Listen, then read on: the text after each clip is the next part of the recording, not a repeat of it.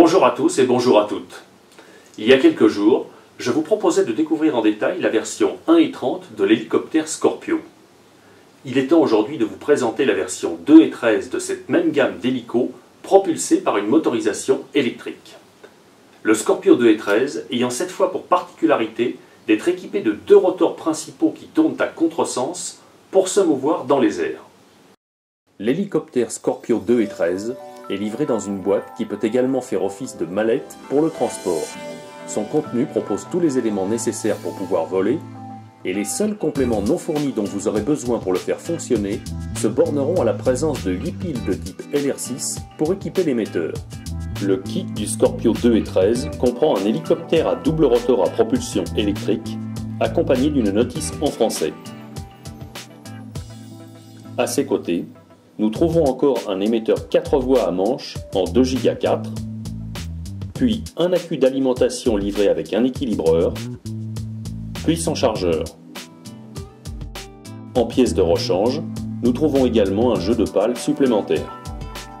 Cet hélicoptère disponible en mode 1 sous la référence 2000 ES 213 M1 ou en mode 2 sous la référence 2000 ES 213 M2 possède pour particularité d'être équipé de deux rotors de sustentation coaxiaux, encore appelés rotors contrarotatifs.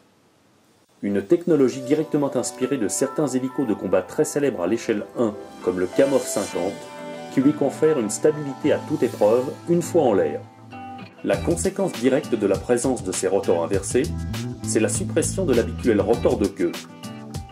Cette absence confère plusieurs avantages à cet hélico, comme une puissance et une autonomie accrues, car 10% de l'énergie est habituellement consommée par le rotor de queue. De plus, cela rend cet hélico particulièrement stable et maniable. Nous pouvons clairement identifier sur ce gros plan les deux rotors qui entrent dans la composition du Scorpio 2.13, puis la barre de belle et ses équilibreurs que nous distinguons ici en bleu.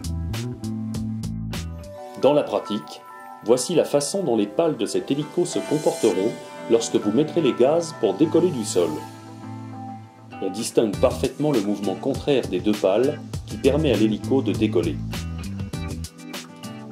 Le Scorpio 2.13 se compose sinon d'un carénage en deux parties.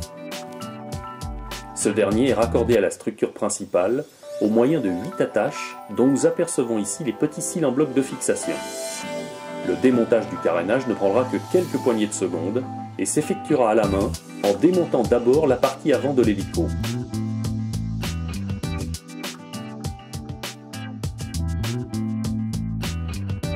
La partie arrière du carénage se démontera tout aussi aisément en un tour de main. Voici à quoi ressemble la coque de l'hélicoptère une fois totalement démontée. Une fois mise à nu, la mécanique du Scorpio 2.13 met en avant deux moteurs électriques placés verticalement qui entraînent un double plateau à couronne. Deux cerveaux que l'on pourra mettre indirectement à contribution via leur tringlerie réglable pour affiner les réactions du plateau cyclique. À l'avant, le Scorpio 2.13 laisse deviner le module 4 en 1 qui abrite le récepteur en 2 Go 4. Le module dispose sur sa droite d'un premier bouton noir que nous apercevons ici. Celui-ci permettra de réinitialiser tout le système en cas de besoin afin de rétablir la liaison entre le récepteur et l'émetteur pour que les informations puissent s'échanger et que toutes les commandes puissent fonctionner. Le module dispose sinon de deux potentiomètres qui vous permettront de modifier la sensibilité du gyroscope. Le Scorpio 2.13 est livré avec un petit accu LiPo de 800 mAh à placer dans l'hélico avant le vol.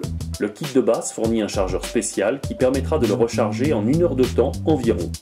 Pour charger l'accu, emparez-vous d'abord du chargeur secteur dans un premier temps, puis reliez ce dernier à une prise 220 volts. Connectez ensuite la prise jack du chargeur à l'équilibreur, comme nous l'entrevoyons ici, puis reliez ensuite l'accu à l'équilibreur au moyen de la prise blanche adéquate. Durant la charge, vous pourrez constater la présence des deux diodes allumées en rouge sur l'équilibreur. Lorsque l'accu sera complètement chargé, la diode de droite de l'équilibreur passera au vert. Après quoi, il vous restera à placer l'accu dans le logement réservé à cet effet, situé sous l'hélico. Pour Pour ce faire, débloquez d'abord l'attache de sûreté du compartiment, puis placez le pack d'accu à l'intérieur de celui-ci. Remettez l'attache de sûreté en place, puis reliez entre elles les deux prises rouges mâle et femelle de l'alimentation. On terminera l'installation en prenant soin de bien dissimuler les fils du pack sous le carénage et le tour sera joué. Passons maintenant au descriptif de l'émetteur SC41 4 voies qui va vous accompagner pour guider votre hélico. Celui-ci nécessite 8 piles de type LR6 non fournies qui seront à placer dans le logement prévu à cet effet au dos du boîtier avant de voler. L'émetteur comporte sinon 4 curseurs à la droite de son boîtier. Ces derniers serviront à inverser tour à tour le sens de rotation des cerveaux de chacune des 4 voies. Du point de vue des fonctionnalités sinon, tel qu'il est livré d'origine en mode 1, l'émetteur vous permet de faire avancer votre hélico en poussant le manche de gauche vers le haut, puis de faire reculer celui-ci en poussant le même manche vers le bas. L'action qui consiste à tourner le manche de gauche vers la gauche permettra de faire tourner l'hélico dans le même sens, et inversement en poussant le manche de gauche de l'émetteur vers la droite. Pour monter avec votre hélico, il vous suffira de pousser le manche de droite de l'émetteur vers le haut, ce qui aura pour effet d'augmenter graduellement la vitesse de rotation des pales. Pour faire descendre votre hélico Scorpio, il vous suffira de pousser ce même manche de droite vers le bas de l'émetteur. Enfin, manœuvrer ce même manche de droite à gauche ou à droite vous permettra d'incliner votre hélico dans le sens souhaité.